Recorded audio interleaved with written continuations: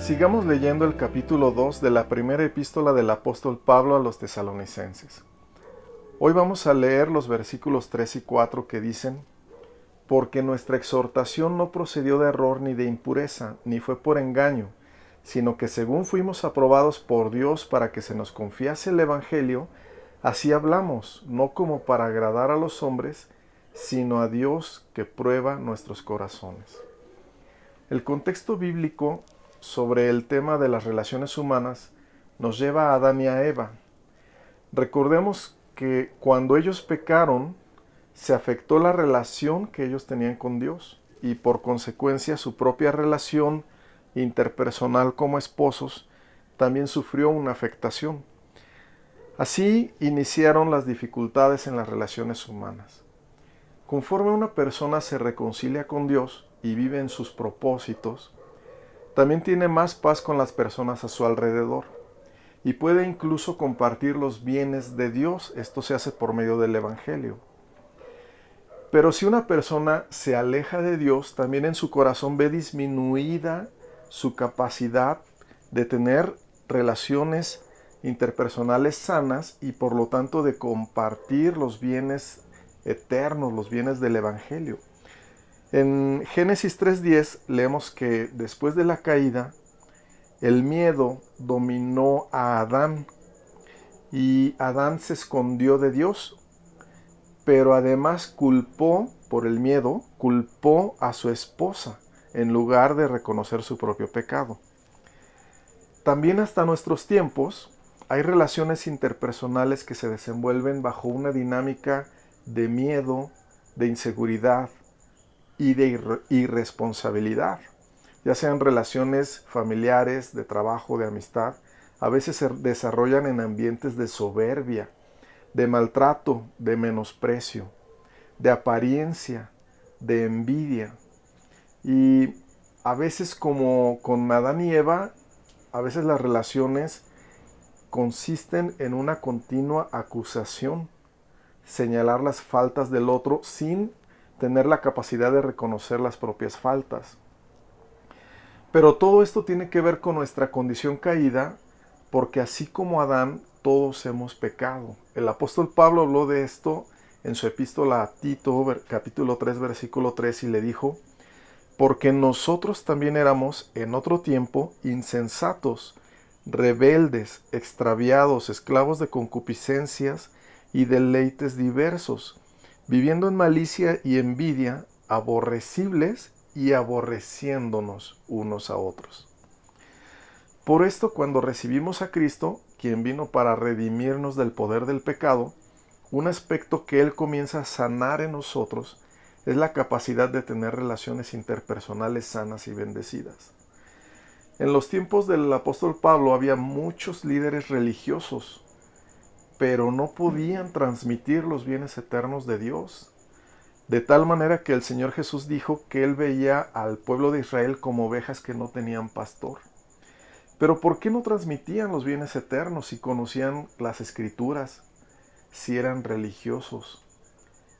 ¿Por qué tenían celos? ¿Por qué envidiaban al Señor? ¿Por qué respiraban amenazas? ¿Por qué menospreciaban a los pecadores y publicanos? La razón es que había una lejanía de ellos con Dios. El mismo apóstol Pablo, antes de ser cristiano, había sido fariseo. Y él sabía que las intenciones del corazón no eran correctas. En Mateo 23 el Señor habló de cómo había intenciones erróneas en los corazones aún de los líderes religiosos. Y él dijo: todo lo que hacen es para aparentar. Esto está en Mateo 23. En los brazos se ponen anchas cajas de oración con versículos de la Escritura y usan túnicas con borlas muy largas. Estos eran vestidos religiosos. Y les encanta sentarse a la mesa principal en los banquetes y ocupar los asientos de honor en las sinagogas. Les encanta recibir saludos respetuosos cuando caminan por las plazas y que los llamen rabí, que significa maestro. Pablo había sido fariseo. Él estaba en esta descripción que el Señor estaba dando de cómo eran los líderes religiosos. Pero cuando experimentó el perdón de Dios, cuando se reconcilió con Dios por medio de Cristo, las intenciones de su corazón cambiaron. Por esto él le dijo a los tesalonicenses: porque nuestra exhortación no procedió de error ni de impureza, ni fue por engaño, sino que según fuimos aprobados por Dios para que se nos confiara el Evangelio, así hablamos. Debemos ver que el apóstol Pablo, al hablar de su relación con los tesalonicenses, les habló de cómo era su propio hablar, su tono o su forma de hablar. Esto es porque en nuestro hablar está la base de las relaciones interpersonales. Si una persona es altiva, se manifiesta en su hablar. Si es violenta, se manifiesta también en su hablar. Si es engañadora, su hablar adulador lo delata. Si es perezosa, su hablar lo muestra. La base de las relaciones humanas está en el hablar. Como cónyuges, podemos transmitirnos bendición o maldición mediante el hablar. Podemos transmitirnos reposo o contienda y aflicción. Por esto, el apóstol Pablo, en este versículo que leímos hoy, hace un énfasis en la forma de hablar, y por eso dice: porque nuestra exhortación no procedió de error ni de impureza, ni fue por engaño. Lo que está diciendo es que lo más básico de su relación interpersonal, es decir, su hablar, no había procedido de error, sino que tenía la intención correcta.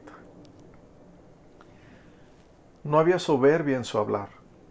No había deseos de intimidar a nadie en su hablar. No había engaños, no había intereses ocultos. ¿Podemos nosotros decirles a los que nos rodean: yo no te hablo con soberbia, ni con amargura, ni con engaño? A eso debemos llegar si queremos tener relaciones restauradas y bendecidas, a tener la intención correcta en nuestro hablar. Otro aspecto que señala el apóstol Pablo es el tono con el que habló. Él usó la palabra exhortación. Él dijo: nuestra exhortación a vosotros él dice, porque nuestra exhortación no procedió de error, ni de impureza, ni fue por engaño. Ahora, esta palabra exhortación se refiere a un ruego, es decir, a una forma de hablar con humildad.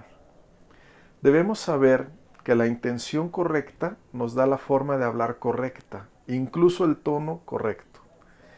El apóstol Santiago dijo: pero si tenéis celos amargos y contención en vuestro corazón, no os jactéis, ni mintáis contra la verdad, porque esta sabiduría no es la que desciende de lo alto, sino terrenal, animal, diabólica.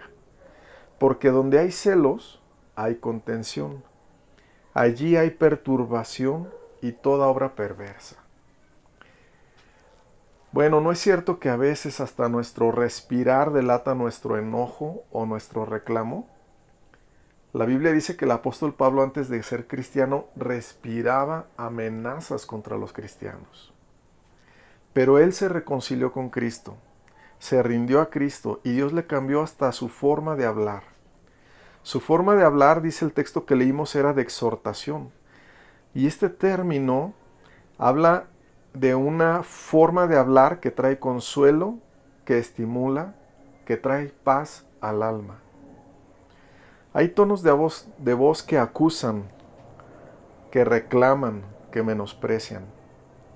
Hay tonos de voz que intimidan, pero la exhortación, que su término griego es paraklesis, se refiere a un hablar que comunica consuelo al alma. Es un hablar que estimula, que anima, que comunica paz. El mismo apóstol Pablo dijo que algunos a la verdad predican a Cristo por envidia y contienda, pero otros de buena voluntad. Y también le dijo a la iglesia de los filipenses: nada hagáis por contienda o por vanagloria, antes bien con humildad, estimando cada uno a los demás como superiores a él mismo, no mirando cada uno por lo suyo, sino cada cual también por lo de los otros. Esta forma de hablar de la que el apóstol dejó ejemplo a la iglesia de los tesalonicenses, es decir, la paraclesis, básicamente se refiere a hablar con humildad, con verdad y con amor. Dice la Biblia, seguid la verdad en amor. ¿Cómo vamos a terminar viendo cómo podemos adquirir esta forma de hablar? Lo que el apóstol Pablo dijo a los tesalonicenses es que se requiere de un trato con Dios. Para adquirir la forma de hablar correcta se requiere de un trato con Dios. Dios nos tiene que probar y también nos tiene que aprobar. Por esto les dijo el apóstol, sino que según fuimos aprobados por Dios para que se nos confiase el Evangelio, así hablamos.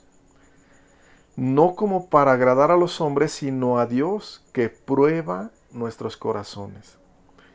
Todos enfrentamos situaciones que no nos agradan, que nos parecen injustas o que nos indignan. A veces alguien nos ofende o nos exhibe, a veces alguien nos menosprecia. Esas son las pruebas. Dios sacó a Israel de Egipto, pero lo llevó al desierto. Esa era la prueba. El desierto era la prueba. Las pruebas nos permiten ver lo que hay en nuestro corazón.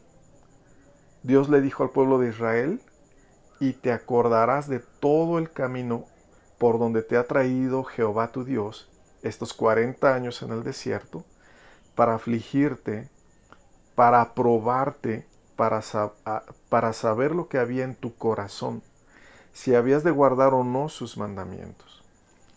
¿Cómo el pueblo de Israel durante la prueba y la aflicción habló? No habló con paraclesis, no habló con humildad. Habló con quejas, con querellas, con murmuraciones, al grado que Dios dijo, ¿hasta cuándo oiré a esta depravada multitud que murmura contra mí? Las querellas de los hijos de Israel que de mí se quejan. Esto está en Números 14:27. Dios permite las pruebas para que notemos cómo hablamos. Si hay amargura, si hay envidias, celos o contiendas en nosotros, esto sale en las pruebas. Por lo tanto, esos momentos difíciles constituyen precisamente el tiempo idóneo para que le pidamos a Dios que nos limpie el corazón y que ponga en nuestro corazón el sentir que hubo en Cristo Jesús, el de un corazón humilde, un sentir que siendo igual a Dios, no escatimó ser igual a Dios como una cosa que aferrarse, sino que se despojó a sí mismo y dejó su gloria y vino a vivir entre nosotros en humildad. Este es el sentir que Dios quiere poner en nosotros.